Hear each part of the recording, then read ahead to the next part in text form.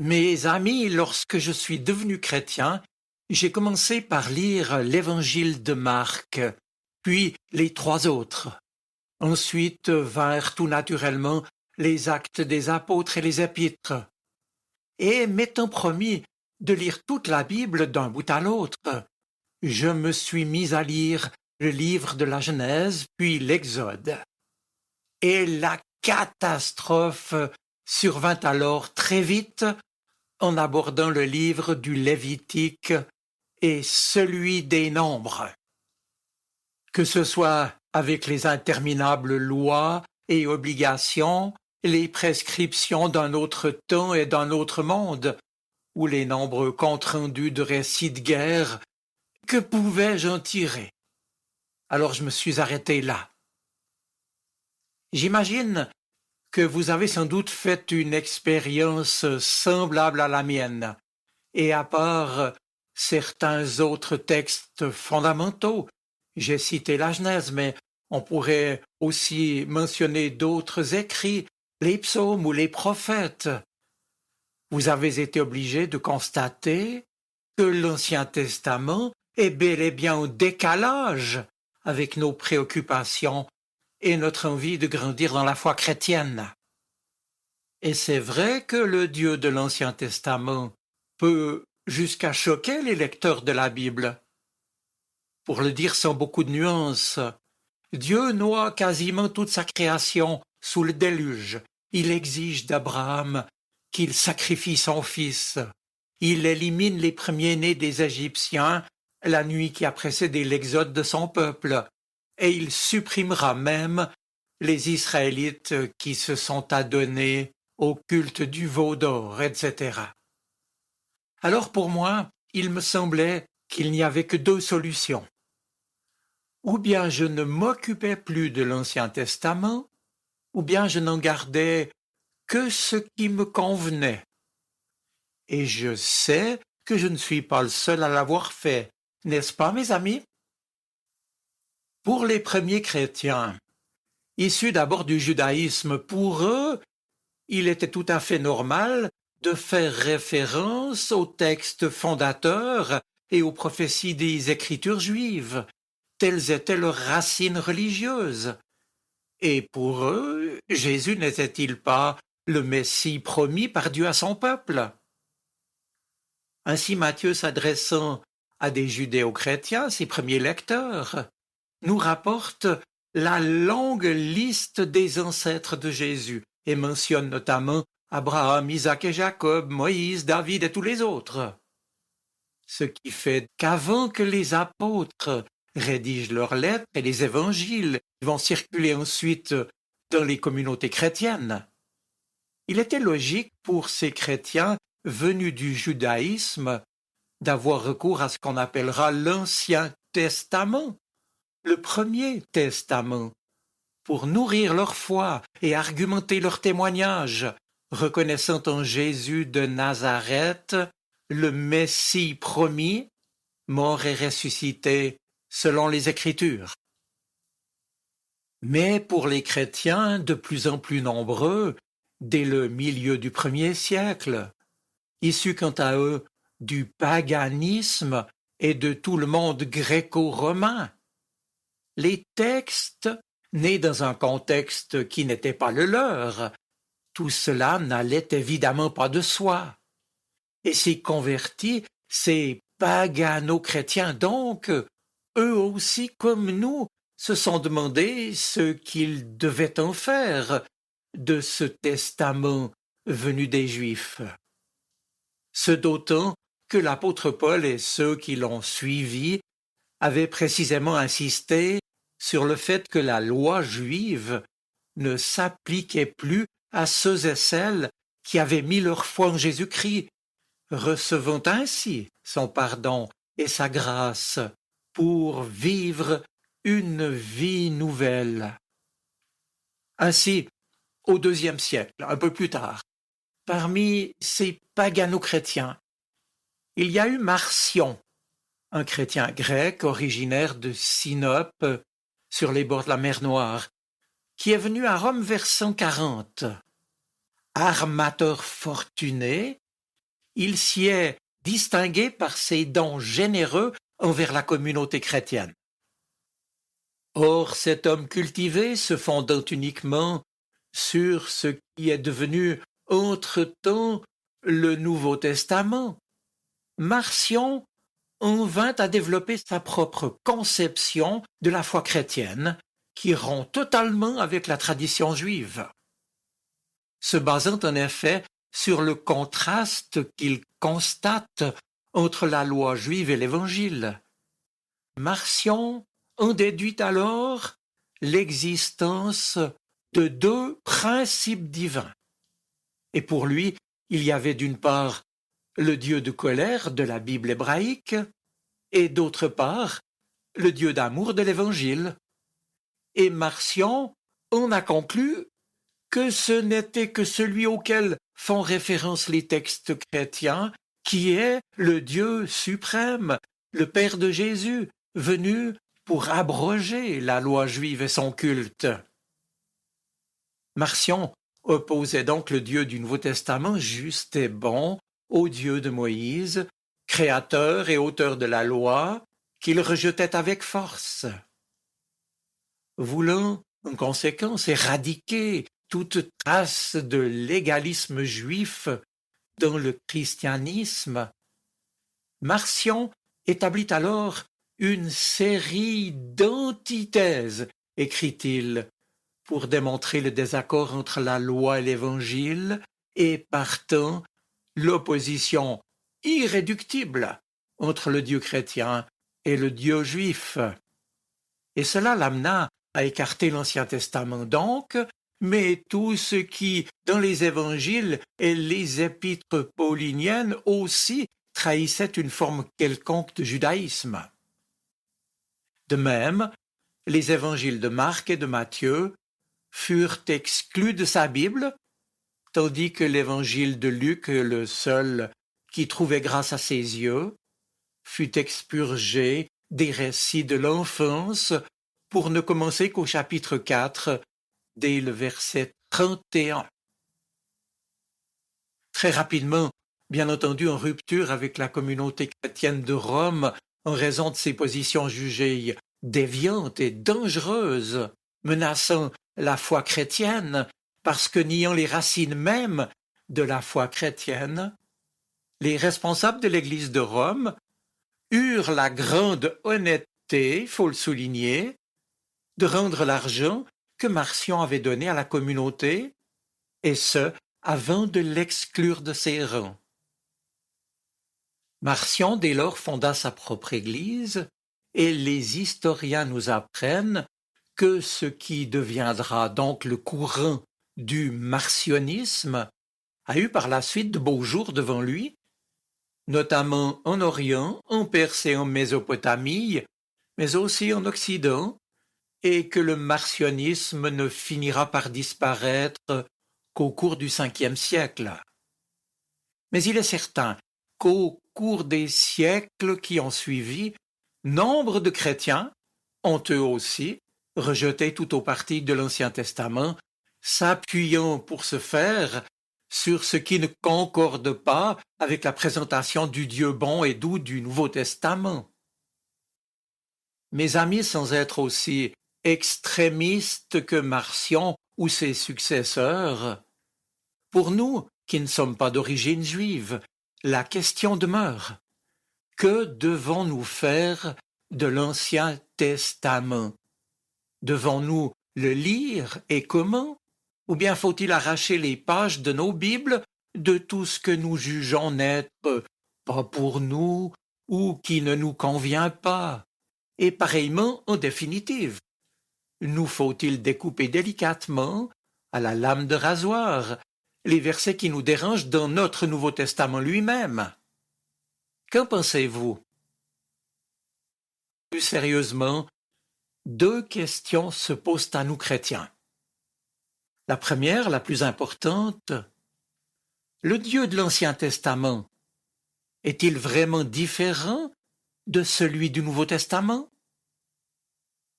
La seconde question, comment pouvons-nous lire et interpréter les textes du Premier Testament? Nous y reviendrons. Pour l'heure, soyons concrets. Un jour, vous ouvrez votre Bible au chapitre 3 de l'Évangile de Jean, avec ce verset « Dieu a tant aimé le monde », etc. Vous le connaissez. Et le lendemain, vous lisez dans le livre de Josué que Dieu mène son peuple au combat et lui demande de ne pas faire de quartier. Alors, parle-t-on du même Dieu? Le message de l'Ancien Testament est-il compatible avec celui du Nouveau? La question est légitime. Je l'ai mentionné, une solution pour nous chrétiens pourrait être de sélectionner les meilleurs passages de la Bible. Mais alors, sur quels critères pourrait-on opérer une telle sélection?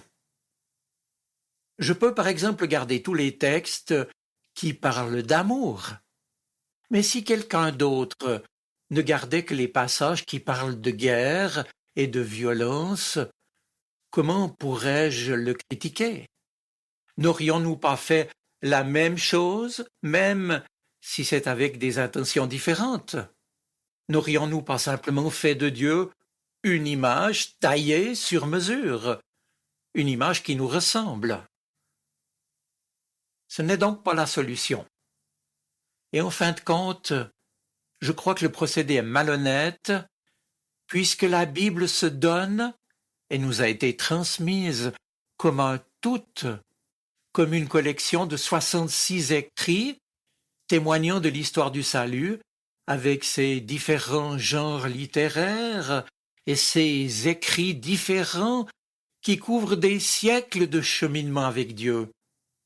Mais eux tous veulent nous en rendre compte. Et plus fondamentalement, à y regarder de plus près, on peut constater que cette opposition radicale entre Ancien et Nouveau Testament ne tient finalement pas la route.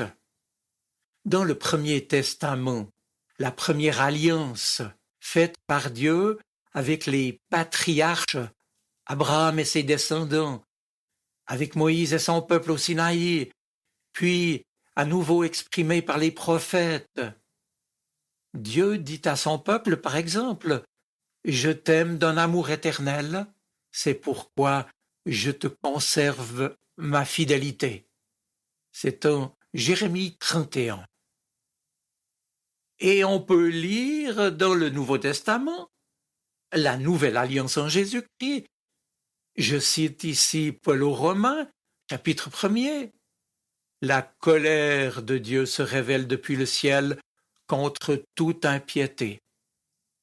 Eh bien, ces deux textes, à eux seuls, contredisent les fausses prétentions théologiques de Marcion et consorts, puisque dans ces deux textes, le Dieu de l'Ancien Testament apparaît comme un Dieu d'amour et celui du Nouveau Testament comme un juge implacable.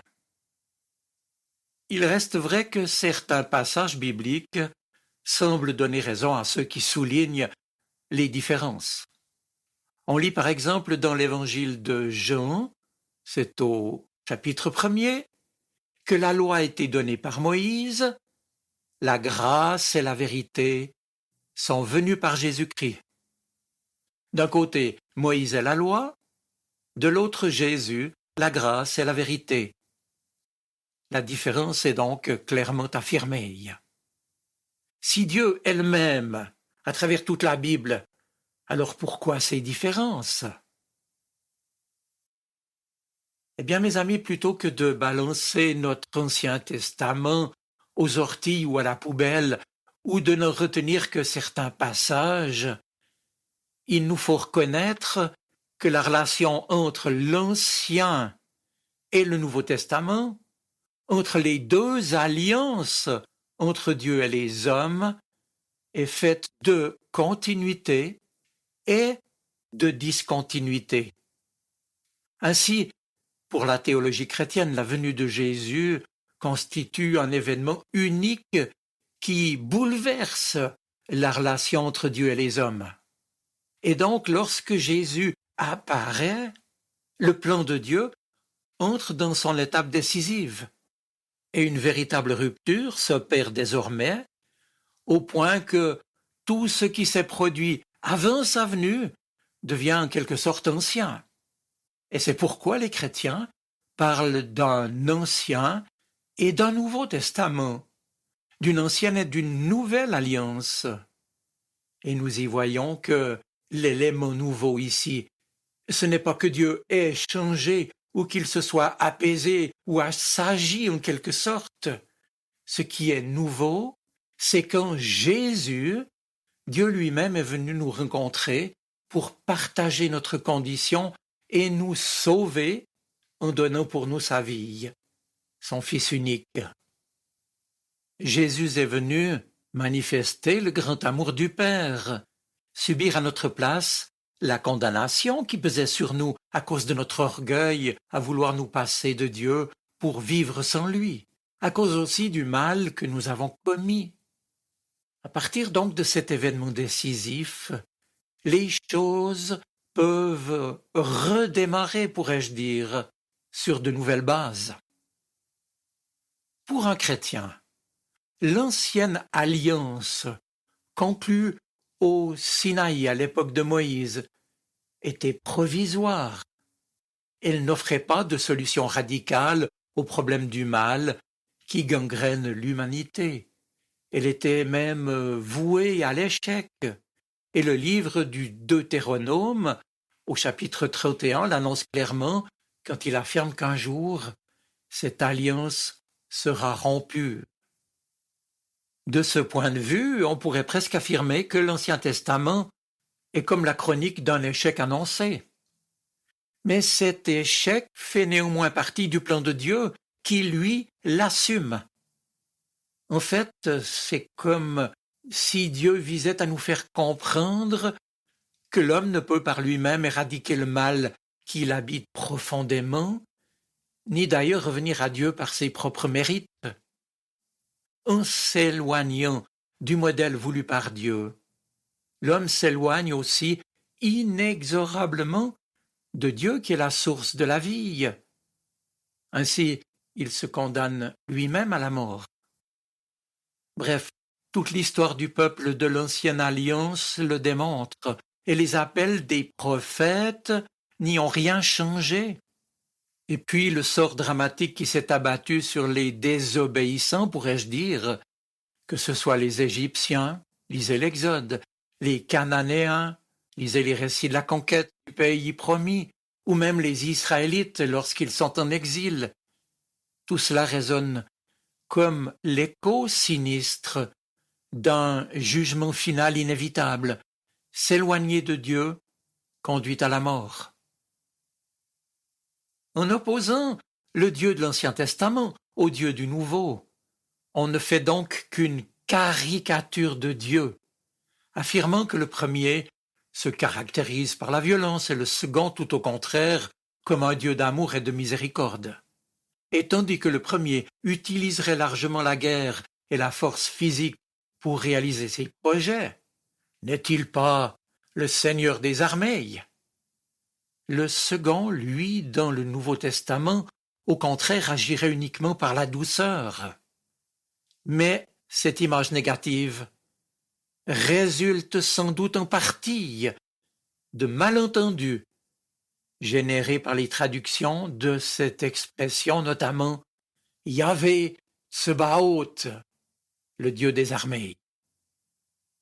En fait, ces armées dont Yahvé est le Dieu ne sont pas nécessairement des armées au sens militaire du terme, mais peuvent aussi désigner son entourage céleste, sa cour.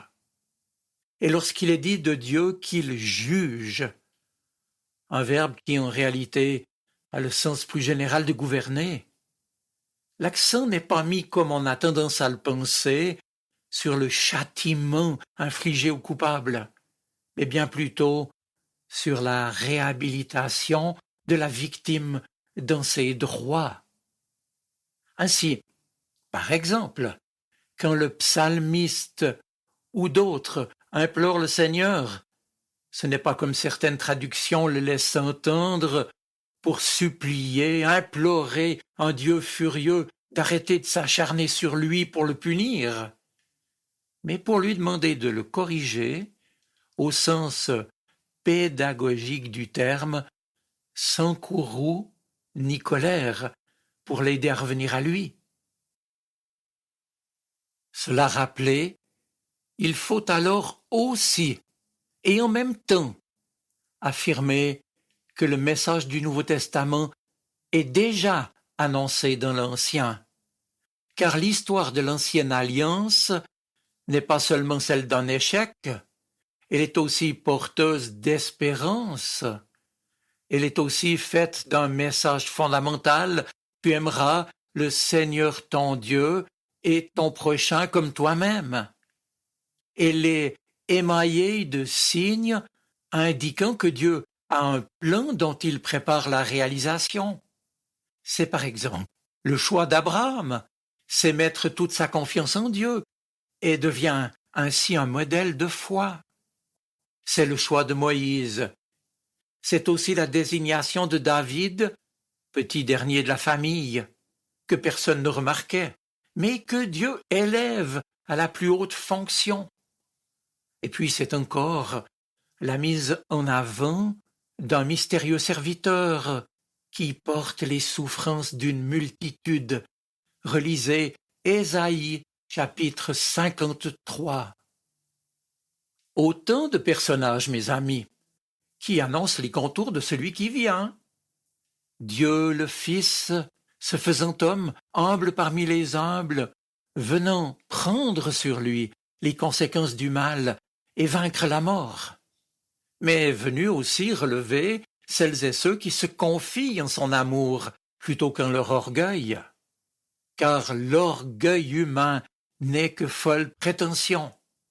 L'humble venu de Dieu est au contraire la seule force capable de nous sauver.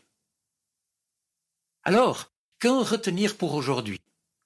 Est-ce véritablement le même Dieu qui produit dans la Bible d'un côté le jugement et de l'autre le salut? Eh bien, la réponse est oui.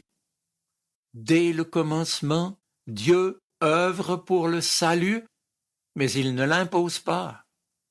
Ceux qui le refusent sciemment se condamnent à l'éloignement définitif de la lumière et de la source de la vie. Et leur jugement, c'est la mort éternelle, c'est-à-dire séparés à tout jamais de la présence de Dieu. À l'inverse, ceux qui placent leur confiance en Jésus-Christ s'approchent de la lumière de Dieu, source de salut et de vie éternelle. Ces deux facettes donc de l'agir divin sont présentes tout au long de la Bible et elles nous disent qui est Dieu.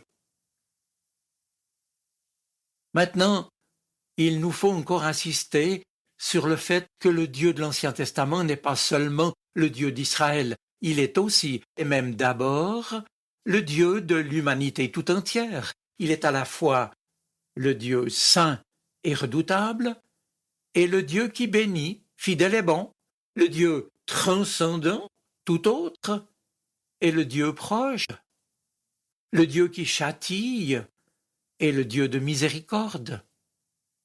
Il n'est pas tantôt l'un, tantôt l'autre, d'abord dans une première phase de la révélation, l'un, et ensuite l'autre. Non, il est à la fois et en même temps l'un et l'autre.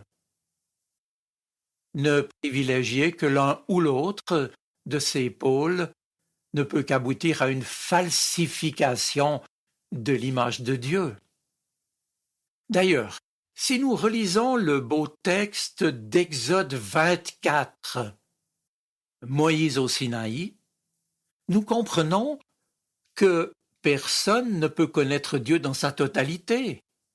Son visage est resté mystérieux même à Moïse.